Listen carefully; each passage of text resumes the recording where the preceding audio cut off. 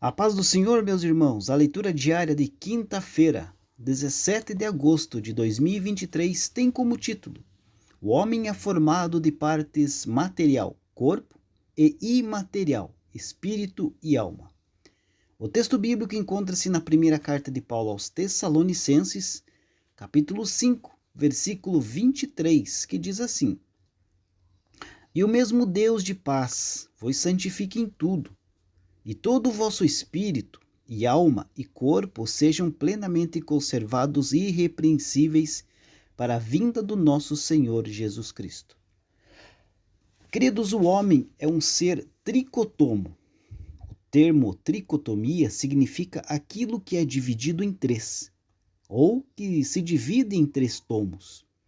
Em relação ao homem, o termo tricotomia refere-se às três partes do seu corpo, do seu ser, melhor dizendo, que é o corpo, a alma e o espírito. Há divergência neste ponto, queridos, entre alguns teólogos. Há aqueles que entendem que o homem como apenas um ser dicotomo, ou seja, que se divide em duas partes, corpo e alma, ou espírito. Os defensores da dicotomia do homem unem a alma e o espírito como sendo uma e a mesma coisa. Entretanto, queridos, parece-nos mais aceitável o ponto de vista da tricotomia. Esse conceito da tricotomia crê que o homem é uma triunidade, composta e inseparável. Só a morte física é capaz de separar as partes, o corpo de sua parte imaterial. O corpo, queridos, é a parte inferior do homem, que se constitui de elementos químicos da terra, como oxigênio, carbono, hidrogênio, nitrogênio, cálcio, fósforo, potássio, enxofre, sódio, cloro, iodo, ferro, cobre, zinco e outros elementos, em proporções menores. Porém, o corpo com todos esses elementos da terra, sem os elementos divinos, são de ínfimo valor. No hebraico, queridos, a palavra corpo é bazar. No grego, no Novo Testamento, a palavra corpo é soma. Portanto, o corpo é apenas a parte tangível, visível e temporal do homem. O corpo é a parte que se separa na morte física. A alma, queridos, então, para nós estudarmos a alma, é preciso saber, que o corpo sem a alma é inerte. A alma precisa do corpo para expressar a sua vida funcional e racional.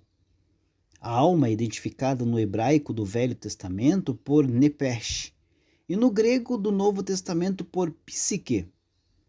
Esses termos indicam a vida física e racional do homem.